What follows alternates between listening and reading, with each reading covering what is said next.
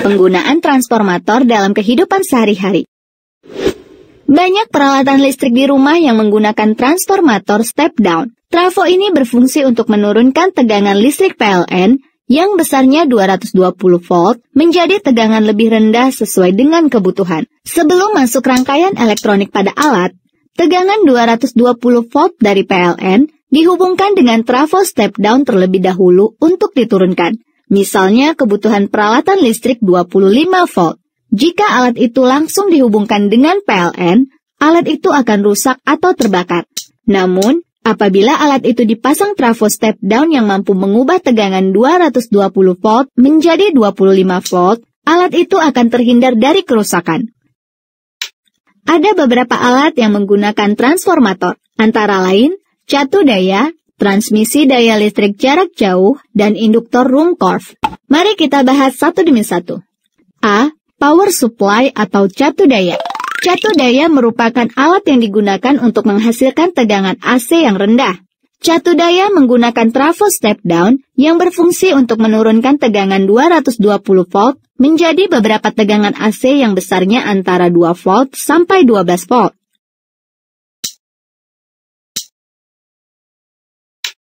B. Transmisi daya listrik jarak jauh. Pembangkit listrik biasanya dibangun jauh dari pemukiman penduduk. Proses pengiriman daya listrik kepada pelanggan listrik atau konsumen yang jaraknya jauh disebut transmisi daya listrik jarak jauh. Untuk menyalurkan energi listrik ke konsumen yang jauh, tegangan yang dihasilkan generator pembangkit listrik perlu dinaikkan mencapai ratusan ribu volt. Untuk itu, diperlukan trafo step up. Tegangan tinggi ditransmisikan melalui kabel jaringan listrik yang panjang menuju konsumen. Ada dua alasan mentransmisikan daya listrik dengan tegangan tinggi. Pertama, arus transmisi menjadi tidak terlalu besar. Ingat, I sama dengan P per V, sehingga untuk V tinggi arus I kecil. Ukuran penampang kawat transmisi bergantung pada arus I yang ditransmisikan, sehingga penampang kawat yang diperlukan jauh lebih kecil. Maka, tentu saja harga kawat transmisi menjadi lebih murah sehingga lebih ekonomis. Kedua, jika arus I kecil, maka energi yang hilang dalam perjalanan dapat dikurangi. Tegangan dibangkitkan oleh generator besar di pusat pembangkit sekitar 10.000 volt atau 10 kilovolt. Tegangan ini dinaikkan oleh transformator peningkat yang memiliki perbandingan lilitan 1:15 yang terdapat pada pusat pembangkit menjadi 150.000 volt atau 150 kilovolt. Listrik tegangan tinggi ini kemudian disalurkan melalui jaringan transmisi menuju ke kota-kota yang letaknya jauh dari pusat pembangkit. Dekat dengan kota, listrik digunakan melalui gardu listrik. Di sana, tegangan tinggi 150 kV diturunkan oleh transformator penurun yang memiliki perbandingan lilitan 15:2 menjadi tegangan menengah 20.000 volt atau 20 kV. Dari gardu ini, listrik disalurkan ke gardu-gardu transformator yang terpencar letaknya di dalam kota. Dalam gardu transformator, terdapat transformator penurun tegangan yang memiliki perbandingan lilitan 1000:11 yang akan menurunkan tegangan listrik menjadi 220 volt.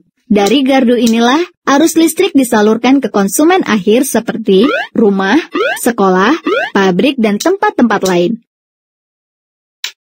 C. Induktor Ruhmkorff. Pengapian busi pada kendaraan bermotor berprinsip pada induktor Ruhmkorff. Bagian-bagian utama induktor Ruhmkorff adalah 1. Sumber arus listrik searah, 2. Inti besi, 3. Kumparan primer dengan diameter kawat lebih besar dan jumlah kumparan lebih sedikit yang dihubungkan dengan arus searah, 4. Kumparan sekunder dengan diameter kawat lebih kecil, tetapi jumlah kumparannya lebih banyak yang menghasilkan arus bolak-balik. 5. Interruptor, yang berfungsi sebagai pemutus dan penyambung arus listrik secara otomatis pada kumparan primer. 6. Pemukul logam. Prinsip kerja induktor Ruhmkorff. Ketika saklar ditutup, arus listrik mengalir dalam kumparan primer, sehingga inti besi menjadi magnet. Pemukul logam tertarik pada inti besi, sehingga arus listrik terputus, karena antara kumparan primer dan interruptor tidak terhubung. Ini menyebabkan sifat kemagnetan pada inti besi hilang dan pemukul logam terlepas dari inti besi. Dengan cepat, pemukul logam kembali menempel pada interruptor, sehingga arus listrik mengalir menuju kumparan primer. Inti besi bersifat sebagai magnet, dan pemukul logam tertarik kembali pada inti besi.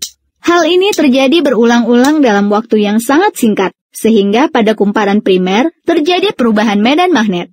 Perubahan medan magnet pada kumparan primer menginduksikan kumparan sekunder, sehingga pada kumparan sekunder timbul gaya gerak listrik induksi.